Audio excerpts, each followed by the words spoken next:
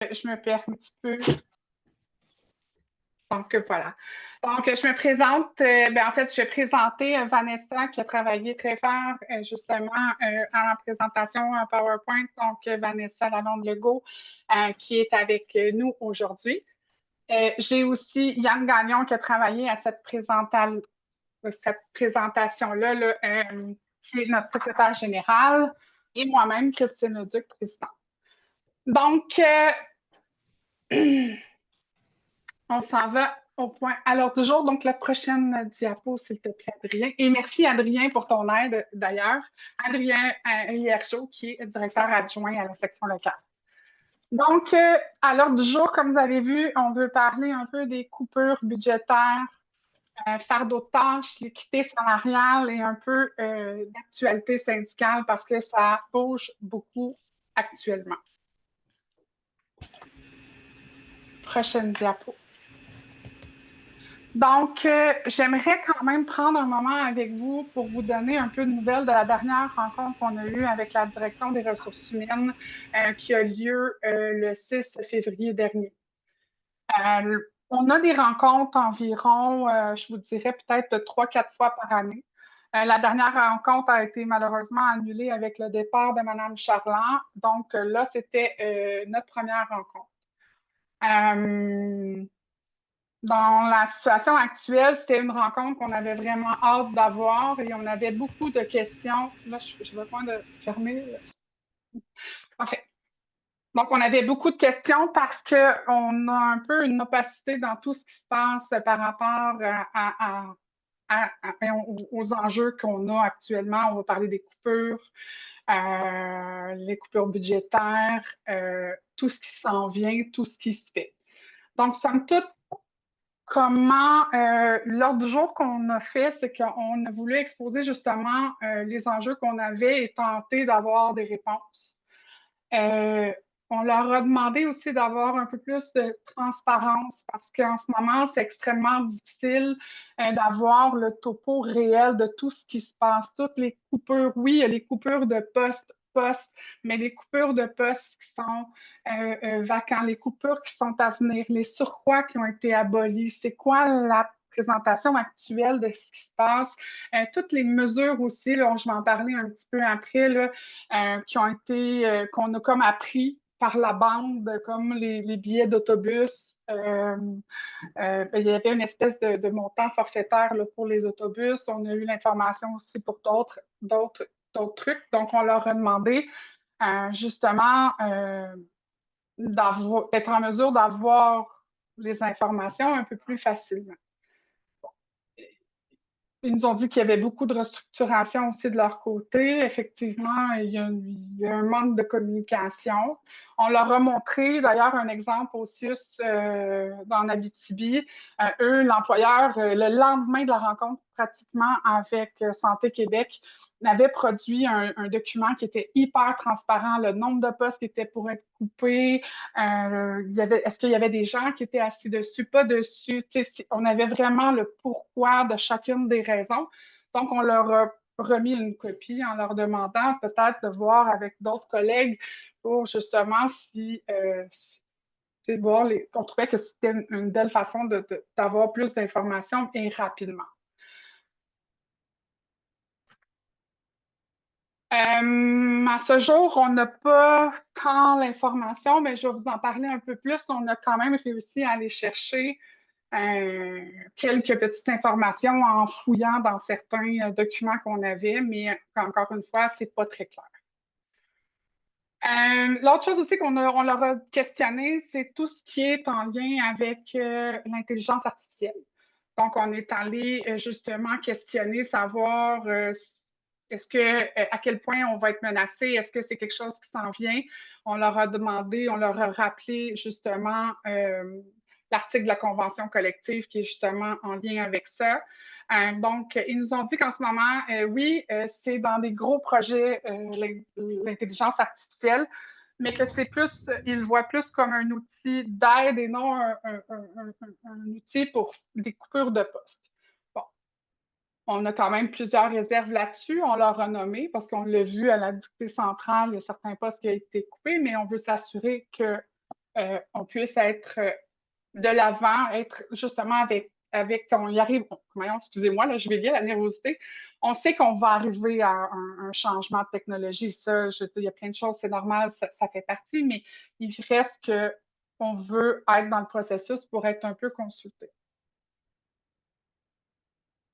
On a aussi nommé tout ce qui est en lien avec les fardeaux de tâches. On sait que déjà, il y avait déjà des gens, il y avait déjà des départements qui étaient vraiment à bout de souffle. Puis là, on enlève des surcroîts, on ne remplace pas nos collègues.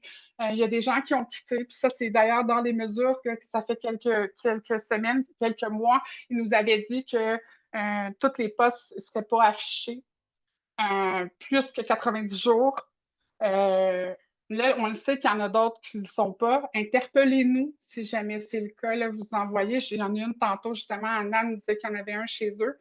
Interpellez-nous, on va faire les vérifications et faire les démarches en lien avec ça. Donc, on leur a demandé justement d'être vigilants et de voir à ce que les employés, parce que comme je disais, je donnais l'exemple un peu de la paye, la paye, on a beau couper, on a beau enlever des surcroîts, on a beau faire ça, mais la paye, elle doit continuer quand même à être faite.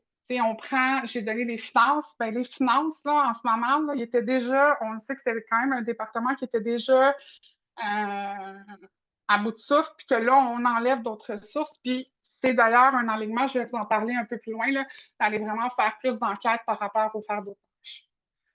On leur a rappelé aussi le temps supplémentaire. On a constaté plusieurs écarts de l'employeur dans le temps supplémentaire, plusieurs gestionnaires. Je vais dire gestionnaires, mais peu importe, ça peut être. Il y a différents scénarios là, qui ont été discutés, mais le temps supplémentaire à taux simple.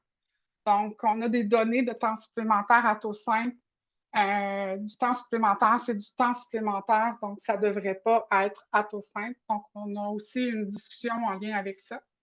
Puis, on a aussi discuté, comme je vous ai dit un peu plus tôt, là, des postes affichés qui ne sont pas affichés dans les 90 jours.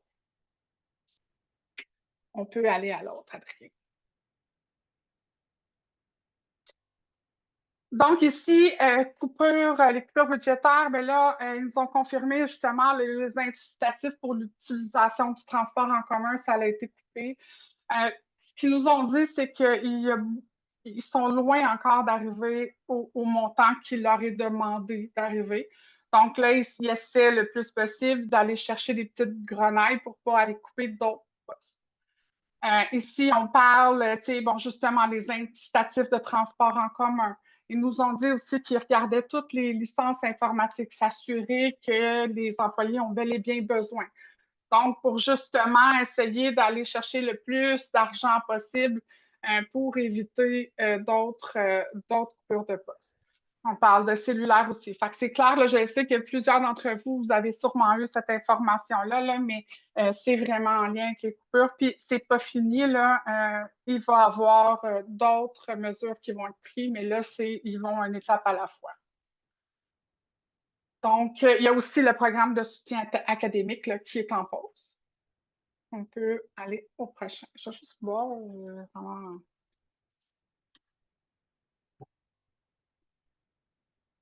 D'accord. Ici, malheureusement, bon, plusieurs de nos collègues ont perdu leur remplacement, leur surcroît. Il y a des gens qui ont perdu des postes et qui vont perdre des postes. Donc, ici, comme vous pouvez voir, on a appris qu'il y aurait 14 postes avec titulaire. Je spécifie bien avec titulaire qui vont avoir lieu prochainement. En fait, les gens ont été avisés, mais le processus de supplantation va venir. Là, je vais en parler à la prochaine diapo. Donc, on peut voir les différents types d'emplois qui sont touchés en ce moment. Tout ça va amener des chaînes de supplantation à venir. L'autre chose aussi, c'est, comme je vous disais, c'est qu'on tente d'avoir l'information. Il y avait beaucoup, beaucoup, beaucoup de surcroît. D'ailleurs, Yann, je vais te laisser la parole tantôt, après, pour que tu puisses donner un petit complément d'information. Il y avait beaucoup de surcroît. Donc, je sais qu'il y a eu une grosse diminution de surcroît. Malheureusement, nous, on n'a pas accès à ces surcroît-là. On ne peut pas savoir de façon très claire le nombre de surcroît qu'on avait, mais on sait qu'il y en a beaucoup. On a regardé, on a demandé à l'employeur d'avoir la liste des personnes qui sont sans assignation, qui sont sans travail actuellement. On a dû faire un espèce, on a essayé d'enlever quelques informations, mais on sait qu'actuellement, sur la liste que l'employeur nous a donnée à ce jour-là, donc la semaine passée, en déduisant les personnes qu'on voyait clairement qui étaient en congé ou qu'on savait qui étaient en congé, on a environ autour de 150 personnes qui sont sur la liste de rappel. L'autre information aussi qu'on tentait d'aller voir, c'est que là, on parle de postes avec titulaire, mais il y avait beaucoup de postes qui n'étaient pas affichés ou qui étaient vacants. Donc, c'est des personnes qui ont pris la retraite, puis entre tout ça, ils ne les ont pas affichés. Donc, j'ai des informations contradictoires, mais ça va être à valider. J'essaie d'avoir, comme je vous dis, on essayait beaucoup de demander à l'employeur d'être transparent, mais là, on est allé chercher des petites grenailles par-ci, par-là pour avoir au moins une information. Là. Mais en date de septembre, le cahier de poste, il y avait 2910 postes. Et en date de décembre, donc je n'ai pas avant, on est rendu à 2762 postes. Donc, il y a 148 postes qui ont été retranchés du cahier de poste. Donc, c'est énorme comme coupure. On peut aller à l'autre. Ah, Yann, est-ce que tu peux parler justement de... Est-ce que Yann est là? Oui, oui, je suis là. Oui, Oui, oui. Oui, oui, je suis là. Tu veux que je parle des oui, surcoûts? Une des, oui. de- une des demandes là, que le syndicat a fait là, à la DRH, c'est d'être un peu plus humain et aussi de respecter la convention collective. Les surcroîts doivent être affichés au bout de 6 mois. Si au bout de 6 mois, un surcroît il doit être converti en poste, si le surcroît est encore là. Là, il y a plus de 100 surcroîts qui ont été abolis, plus de une centaine de postes vacants aussi. C'est des coupures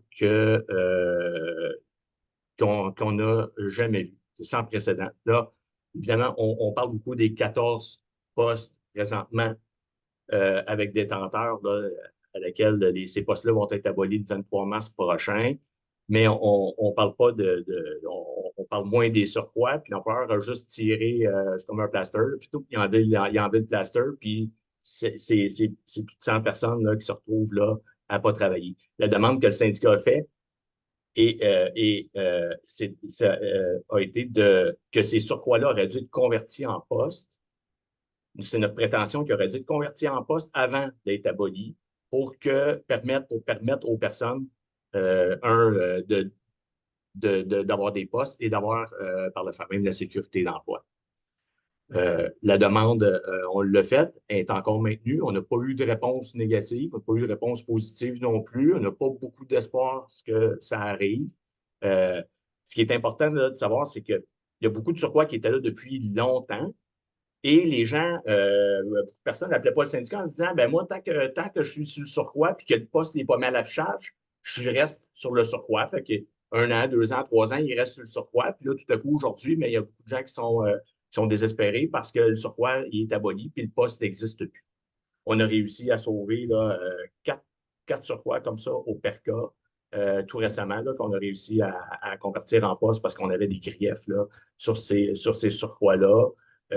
Puis pour le reste, ben, on a peu d'espoir là, que les surcroîts soient mis en poste. Fait qu'il y a des gens qui ont 7, 8, 10 ans d'ancienneté qui auraient droit à la sécurité dans le poste, ce qui veut dire réobtenir un poste équivalent. Si quelqu'un a un poste à temps complet de jour, pourrait avoir un autre poste à temps complet de jour qui, aujourd'hui, ben, c'est plate, mais il y a des gens qui sont au bureau de chômage. Merci, Yann. Donc, de là, la vigilance, justement, s'il y a des surcroîts, vous envoyez communiquer avec nous. Je fais juste un petit rappel aussi, là, les périodes de questions vont être vraiment à la fin, puisqu'on est en train d'enregistrer. Donc, sinon, on va aller au point supplantation supplantation détenteurs de poste. Donc, c'est vraiment les postes que vous voyez tantôt, là, que je vous ai montré le diapo d'avant. Ces gens-là vont être rencontrés individuellement. Sachez, excusez, que dans tout le processus de supplantation, parce qu'il y a souvent une chaîne de supplantation, dans tout le processus de supplantation, si jamais une situation comme ça vous arrive, vous recevez ces documentations-là, le syndicat va vous accompagner dans toutes les étapes. On ne peut pas ne pas être absent. Yann, d'ailleurs, justement, il y avait une rencontre hier matin en préparation de tout ça. Donc, c'est un processus qui est long et laborieux. On voulait vous le présenter, puis après, on s'est dit, regardez, c'est quelques personnes, mais il reste que c'est quelques personnes qui sont touchées, mais il reste que c'est plus efficace que les gens on fasse plus ça en individuel. Donc, mais somme toute, je veux quand même expliquer, là ici, on parle de détenteur de poste qui est coupé. Donc, la personne, elle a un poste, on coupe le poste. Donc, les salariés dont le poste est aboli peuvent se prévaloir à leur droit de supplantation. Cependant, cette procédure est complexe et peut varier d'un cas à l'autre. Les salariés détenteurs de poste supplantés peuvent également exercer ce droit. Donc, c'est vraiment une chaîne. Je me fais supplanter, après ça, moi, je pourrais supplanter, et ainsi de suite. On peut aller au prochain. Ici, on parle d'assignation de la liste de rappel. Donc, ici, je ne suis pas titulaire de poste. Justement, je peux être assise sur un surcroît ou un remplacement et le remplacement prend fin, le surcroît est aboli. Donc, en partie, ça devait être sûrement le cas des 140 quelques personnes qu'on a qui sont sans assignation. Là. Sûrement que c'est quelque chose comme ça qui est arrivé. Donc, les personnes salariées qui occupent une assignation ou successivement et consécutivement des assignations pour une durée supérieure à 6 mois reçoit un préavis de fin d'assignation 2 semaines avant. Elle peut supplanter une autre personne salariée inscrite sur la liste de rappel à la condition de posséder plus d'ancienneté que cette personne salariée supplantée, de répondre aux exigences normales de la tâche, que la disponibilité exprimée corresponde à l'assignation effectuée. On peut aller au prochain.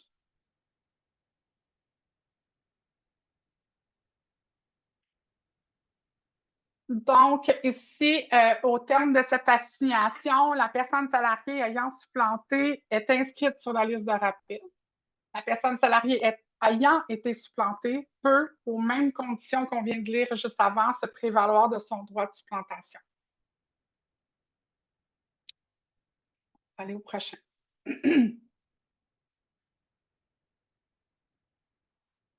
Donc, ici, on fait un appel à la bienveillance.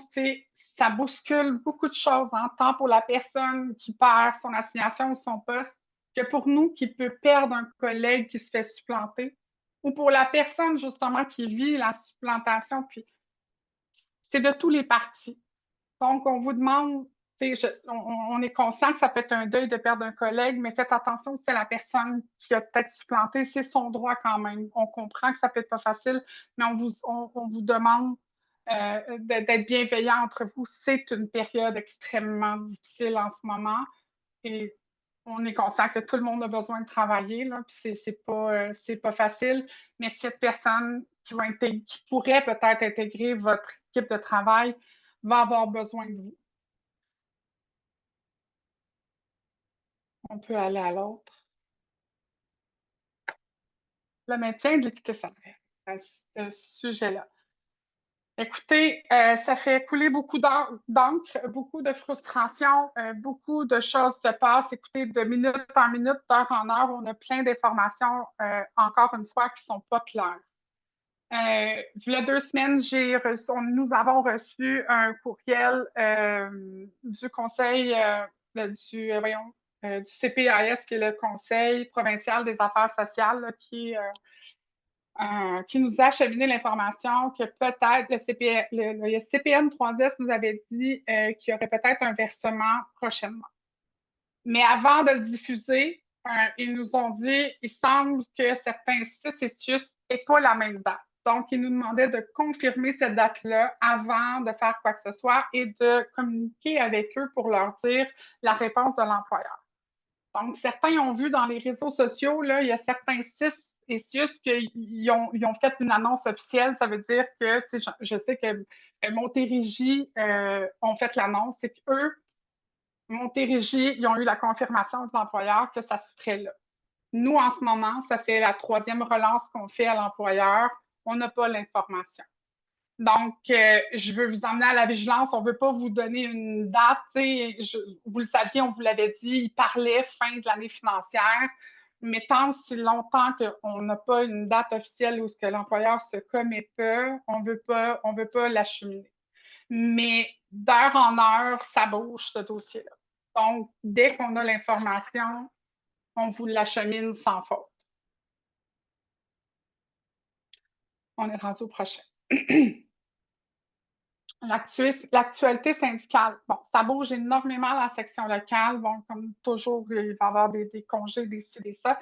Mais dans la situation aussi actuelle, vous comprendrez qu'on en a beaucoup dans notre charge de travail. Mais on a aussi l'ajout de mandataires. Donc, le conseil syndical a accepté justement de rajouter des mandataires. Des mandataires, pour nous, c'est des spécialistes de certains domaines. Donc, je vais vous le montrer. Est-ce que ça aller à la prochaine? Je vais quand même faire la présentation des ajouts de mandataires. Merci. Donc, les mandataires, c'est un spécialiste qui est nommé pour faire un dossier spécifique. Donc, par exemple, à l'information, nous avons Vanessa qui est avec nous, qui va vraiment, qui est nouvellement d'être intégrée, mais le but de ça, c'est qu'elle soit à temps complet avec nous et vraiment de vous donner le plus possible, de découler l'information le plus possible, de venir dans les rencontres avec nous pour justement que vous ayez l'information. Sa présence aussi sur les réseaux sociaux va être encore plus grande. On veut essayer de vraiment, il se passe quelque chose dans la section locale ou dans le monde syndical, et on veut que vous ayez cette information-là de toutes les manières possibles pour que vous soyez au courant. Sinon, on a toujours notre support administratif. Ça existait déjà, donc ce n'est pas une nouveauté, mais il reste qu'on ne voulait pas ne pas en parler. Mais on a quand même une nouvelle personne avec nous là, qui est arrivée, donc c'est Lamia, qu'on lui souhaite la bienvenue. On a aussi une personne responsable à la maternité, assurance collective et retraite. Donc, toutes les questions spécifiques à ça, ça va être vraiment notre expert. Ça nous manquait à la section locale d'avoir vraiment quelqu'un qui a vraiment les compétences très poussées là-dessus. Et souvent, quand les membres nous appelaient, on était c'était pas facile pour toutes les personnes de l'équipe syndicale d'arriver à répondre parce qu'on n'était pas nécessairement des experts. On était comme des généralistes en tout. Donc, tranquillement, pas vite, ce qu'on veut arriver à faire, c'est avoir vraiment des personnes de référence. Donc, ici, c'est Mme Christine Piché là, qui est avec nous. Ensuite, prévention, il y a le côté SST, là, on a prévention et climat de travail, et l'autre, il est pas là. Il en manque un. Juste à côté, assurance salaire et réparation. Ah, ben oui! Excuse-moi. Merci, Mélissa. Voyons, Vanessa. Bon, un petit lapsus. Donc, oui, excuse-moi. Donc, on a Martin Lefebvre à la prévention et climat de travail. Donc, vraiment, pour tout ce qui est des enquêtes de climat de travail, c'est des enquêtes qui sont difficiles, qui sont fastidieuses. Donc, on a vraiment lui qui va s'occuper de ça et tout ce qui est la prévention, justement, nous, l'ergonomie, avec toute, justement, là, la nouvelle loi de la LMR-SST qui est arrivée, puis tout ça, là, donc, on veut vraiment avoir une approche plus terrain, plus préventive. Donc, ça aussi, c'est nouvellement arrivé. On a aussi Dominique qui est à l'assurance salaire et réparation. Donc, c'est toutes les personnes, tout l'accommodement aussi des personnes qui vivent un accommodement. Si vous êtes en assurance salaire, il y a des enjeux, mais c'est vraiment Dominique qui est notre spécialiste. On a aussi le poste reclassification et fardeau de tâches. Celui-là, justement, reclassification, dans les idées derrière, c'est que l'employeur a des experts en reclassification. C'est une personne qui s'occupe de faire ça. À la section locale, on avait comme plusieurs, il y avait 2 personnes qui se connaissent un peu plus, mais la majorité, on n'était pas des experts. Donc, dans l'accompagnement d'une reclassification, c'est très complexe, une reclassification. Un mot peut changer plein de choses. Donc, on s'est dit que ça serait bien d'avoir quelqu'un qui pourrait vraiment être un expert en reclassification puis vous accompagner dans le processus. Et en même temps, ben, il y a aussi tout ce qui est fardeau de tâches. Donc, les dossiers fardeau de tâches, encore une fois, c'est des dossiers qui sont lourds à porter, qui sont longs à porter.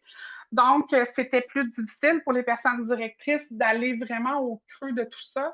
Donc, en ayant une personne responsable qui va pouvoir chapeauter tout ça et prendre juste ce mandat-là, était beaucoup plus facilitant. Donc, on a Dimitri qui est avec nous. Mobilisation, bien ça, vous le savez, c'est partie intégrante du mouvement. C'est important d'avoir une visibilité. Donc, avant, c'était le secrétaire archiviste. Tout était comme mêlé, information, mobilisation, secrétaire archiviste. Ça ne pouvait pas se conjuguer ensemble. C'était une charge beaucoup trop grande. Donc, on l'a comme vraiment séparé pour qu'on puisse vraiment d'effectuer un meilleur travail. Donc, malheureusement, en ce moment, là, la mobilisation, le mandat il est vacant, là, mais ça va être à combler là, dans les prochains jours et prochaines semaines. Sinon, dans l'actualité syndicale, on a aussi le 8. Oh, excuse-moi, est-ce que tu peux revenir en arrière, Adrien? Il y a aussi le 8 mars, mais en fait, je vais laisser Vanessa parler du 8 mars, des activités qui vont avoir lieu. Vanessa? Oui, est-ce qu'on peut bouger dans 2 slides, s'il vous plaît? Merci. OK, donc le comité femmes du SCFP 4628 vous invite à notre 5 à 8 qu'on organise en collaboration avec la PTS le 11 mars prochain. Ça va être en soirée. Il va y avoir Coralie Laperrière, qui est la personne qu'on voit justement sur l'affiche à votre gauche, qui est une humoriste. Qui va en fait faire un spectacle d'une durée de 45 minutes à 1 heure. Il va y avoir des bouchées, cocktails. Puis au-delà de ça, il va y avoir un concours qui va être lancé sous peu, en fait, avec la thématique Encore en lutte. Donc, pour savoir vous, pourquoi vous êtes encore en lutte. Donc voilà. Merci, Vanessa. Puis oui, encore en lutte, avec toute l'actualité qu'on peut voir en ce moment, là, effectivement, on est toujours en lutte, malheureusement. Donc, c'est clair que cette année, cette journée-là va prendre quand même une importance assez encore plus marquée, je pense, avec toute l'actualité qui se passe. Sinon, le dernier point, ce serait Monsieur Yann. Mais là, je pense je vais me permettre, Vanessa, on peut arrêter l'enregistrement. Je vais laisser Yann faire le point récupération, les griefs, tout ce qui est en lien avec les